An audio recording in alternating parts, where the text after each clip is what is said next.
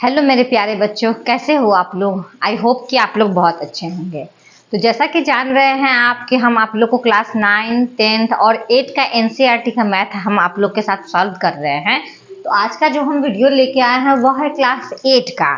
तो हमने क्लास 8 का जहाँ तक एक्सरसाइज 2.1 तक जो हमने बताया है वो हमें पूरा उम्मीद है कि आप लोग को समझ में जरूर आया होगा।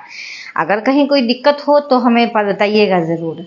तो आज हम लोग चलते हैं एक्सरसाइज 2.2 का पहला नंबर क्वेश्चन। आज के वीडियो में हम लोग बस 3 क्वेश्चन को ही करेंगे क्योंकि ये वर्ड प्रॉब्लम क्वेश्चन है। इसको थोड़ा कम बनाइए लेकिन पूरा समझ के बनाइए। इसको अगर नहीं समझ के बनाओगे तो आगे आपको जो है थोड़ा दिक्कत हो जाएगा, क्योंकि 10th में भी इससे रिलेटेड जो है आपको बहुत सारा क्वेश्चन मिलने वाला है। ठीक है, कोई दिक्कत नहीं। तो हम लोग अब बढ़ते हैं क्वेश्चन की ओर। क्वेश्चन है पहला, एक्सरसाइज 2.2 एनसीईआरटी बुक का। यदि किसी संख्या के आधे में से 1/4 घटाया जाए तो 1/8 प्राप्त होता है। तो संख्या ज्ञात करना है, मतलब कोई एक संख्या है तो वो संख्या यहाँ दिया नहीं है, उसको हम लोग को मानना है। इस टाइप का जो भी क्वेश्चन अगर आपको मिलता है तो सबसे पहले हम लोग करेंगे माना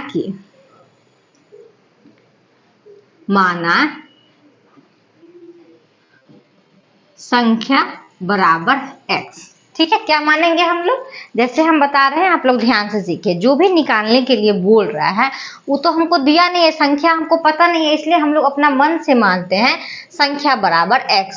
बोल रहे यदि किसी संख्या के आधे में से संख्या का आधा करना है, मतलब जैसे हम कोई चीज दे रहे हैं 10, उसका आधा बोलते हैं तो बटा में 2 करते हैं ना कोई भी चीज को आधा करने के लिए। सेम उसी प्रकार हम लोग करेंगे। संख्या तो हमारा x है, संख्या के आधे में से, तो संख्या के आधे में से 1/4 घटाया जाए। संख्या का आधा में से 1/4 घटाया जाए तो हमें 1/8 प्राप्त होता है। बस इसके आगे तो आप लोग फटाफट क्वेश्चन को सॉल्व कर लेंगे। बस जो क्वेश्चन बोल रहा है उसको सही स्टेप में लिखना ही इसका सबसे मेन बड़ा चीज है।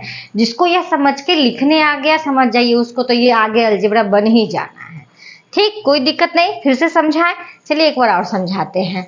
हम संख्या मान लेंगे x, संख्या का आधा मतलब x/2 माइनस उसमें से 1/4 घटाना है, घटा दिए, बराबर हमको 1/8 प्राप्त होता है। तो संख्या निकालिए। तो अब तो आप आगे भी कर लीजिएगा फटाफट।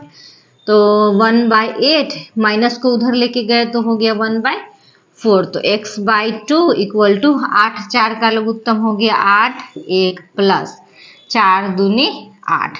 तो x/2 बराबर 2 आए 3/8। क्रॉस मल्टीप्लीकेशन कर लेते हैं तो 8x बराबर हो गया 3 दूनी 6, x बराबर 6/8, 6/, यहाँ वाला 8, तो 2 तिया 6, 2 चौका 8, तो x बराबर हो गया 3/4। संख्या हमें क्या प्राप्त हो गया, 3/4। देखिए कितना आसानी से जो है हमने क्वेश्चन को सॉल्व कर लिया है।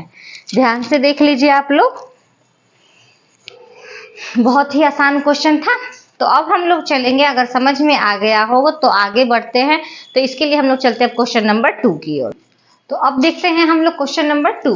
तो क्वेश्चन नंबर 2 को देखते हैं। सबसे पहले, यदि किसी आयत की लंबाई और चौड़ाई का अंतर 5 मीटर हो, ठीक है, और परिमिति 110 मीटर हो तो लंबाई और चौड़ाई ज्ञात करें। एक आयत है, आयत किसे कहते हैं, जिसका आमने सामने का भुजा जो होता है वह बराबर है। यहाँ एक आयत दिया है जिसका लंबाई और चौड़ाई का अंतर जो है वह 5 मीटर है। तो सबसे पहले हमको क्या है, लंबाई और चौड़ाई ज्ञात करना है। तो सबसे पहले कोई एक चीज को हम लोग मानते हैं। चलिए लिखते हैं, माना कि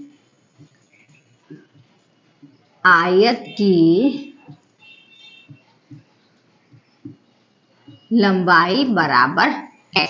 ठीक है, कोई दिक्कत नहीं। आयत की लंबाई को हम लोग x मानेंगे और बोला है लंबाई और चौड़ाई का अंतर जो है वह 5 होता है। अंतर मीन्स घटा।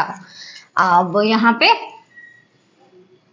आयत की चौड़ाई हम लेते हैं तो वह हो जाएगा जितना लंबाई है और उसका अंतर जो है -5 है। यहाँ पे अगर मानिए कुछ होगा, अगर जैसे y है बराबर 5 लिखेंगे तो 5 को इधर लाएं तो माइनस हो गया ना, बराबर हमारा चौड़ाई हो गया। मतलब कि लंबाई को हमने x मान लिया, चौड़ाई हो गया हमारा x माइनस 5। कोई दिक्कत नहीं। अब देखते हैं कि और परिमिति, तो आयत का परिमिति क्या होता है? आयत का अगर क्षेत्रफल बोले तो होता है लंबाई गुने चौड़ाई। नोट कर लीजिएगा, बहुत कम आने वाला है। आयत का अगर क्षेत्रफल बोलेंगे तो लंबाई इंटू चौड़ाई होता है, और आयत की परिमिति अगर बोलेंगे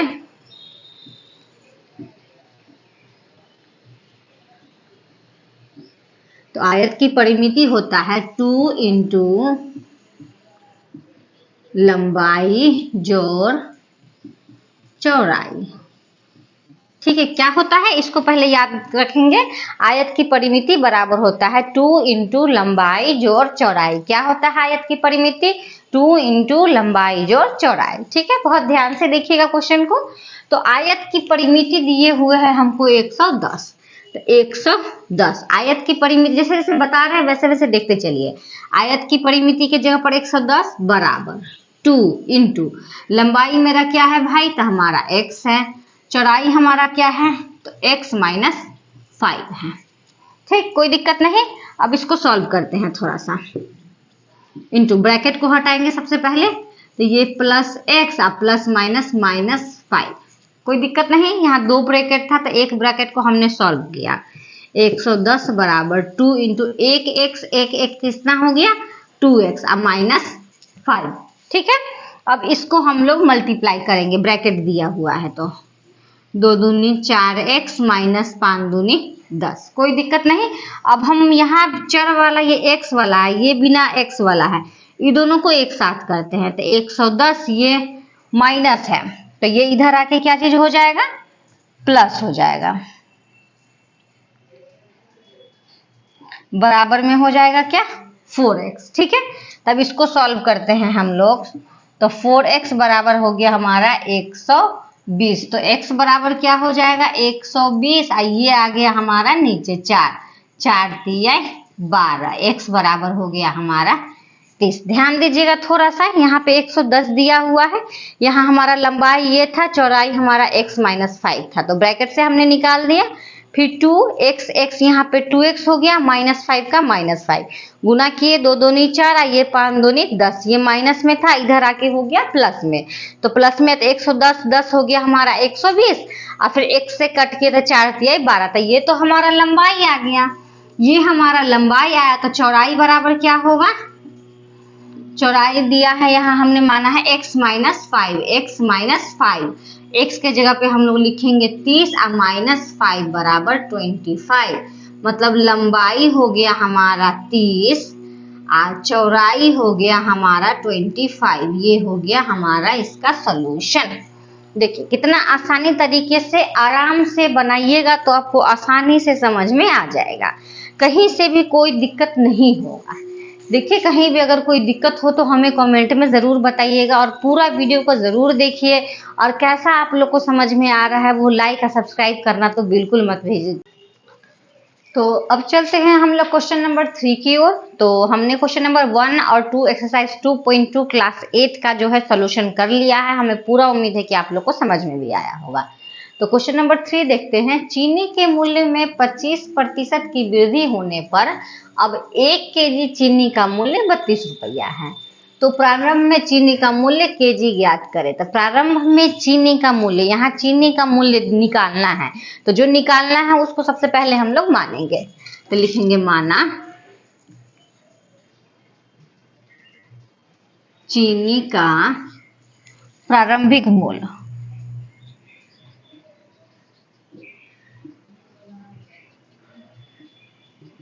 ठीक है, तो प्रारंभ का मूल्य हमने मान लिया x। तो चीनी के मूल्य में 25% की वृद्धि होने पर, तो चीनी का मूल्य हमने क्या माना है? x। इस चीनी का मूल्य में 25% का वृद्धि, यहीं पे जो है दिमाग लगाना है। तो हमने चीनी का मूल्य ले लिया, और फिर चीनी के मूल्य में 25% की वृद्धि, वृद्धि मतलब प्लस, वृद्धि मतलब प्लस। तो जो चीनी है, चीनी के दाम में 25% का वृद्धि होता है, तो उसका 1 केजी का दाम हो गया यहाँ पे 32 रुपीज। बस यहीं पे इतना ही दूर को आपको समझना है। जो चीनी का प्रारंभिक दाम जो था ना, वो चीनी का 25% बढ़ा देने पर 32 रुपया प्राप्त होता है। तो फटाफट देखिए सॉल्व करते हैं। x प्लस एक्स इंटू प्रतिशत का मतलब क्या होता है, तो जहां भी प्रतिशत दिखेगा तो बटा में 100 डाल दीजिएगा। 25 और बटा में 100 बराबर हो गया हमारा 32। 25 से कम 25 और 25 चौका 100। तो x प्लस यहाँ x हो गया x बाई 4 इक्वल टू 32। यहाँ पे भिन्न का जोड़ घटाव बनाइए।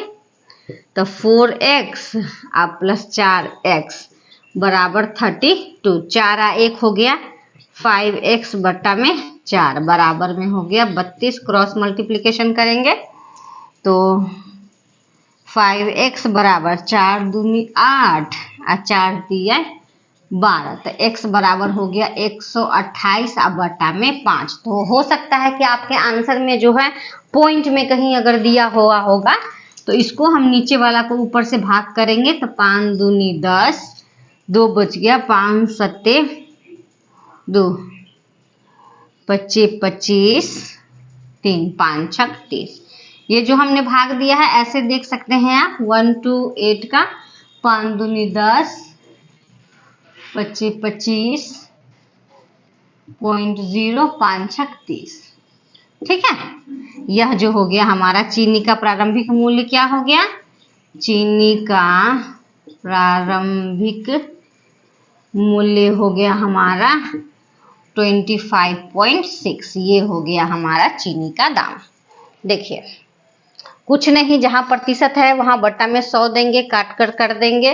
तो इस प्रकार से जो है देखिए, माना कि पहले चीनी का प्रारंभिक मूल्य x मान लेंगे तो चीनी का जो दाम है उसका 25% बढ़ा दिए। तो 25% मतलब बट्टा में 100 कर दिए, इसको हमने काट दिया। 25 से कम 25, 25 चौका 100, इसका भिन्न का जोड़ निकाल लिए। तो 5x बराबर 32।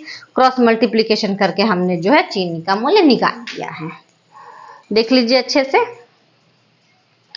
तो आज का वीडियो में जैसे कि हमने आप लोग को बोला था कि आज के वीडियो में हम लोग 3 ही क्वेश्चन को सॉल्व करेंगे, ज़्यादा को नहीं करेंगे वर्ड प्रॉब्लम को, क्योंकि आप लोग अभी बच्चे हो तो एक बार में अगर ज़्यादा करेंगे तो फिर समझ में नहीं आएगा। ये 3 क्वेश्चन जो हमने आप लोग को सॉल्यूशन करवाया है उसका आप लोग प्रैक्टिस कीजिए। एक बार नहीं, ये नहीं कि एक बार मैम बता दिए तो हो गया, 2 बार 3 बार खुद से क्वेश्चन को पढ़ के लिख के तो बनाइए। ऐसे नहीं कि हाँ हिंट्स मिला हुआ है बना लिए तो बन गया, फिर वैसे एग्जाम में आप लोग को परेशानी हो जाएगा।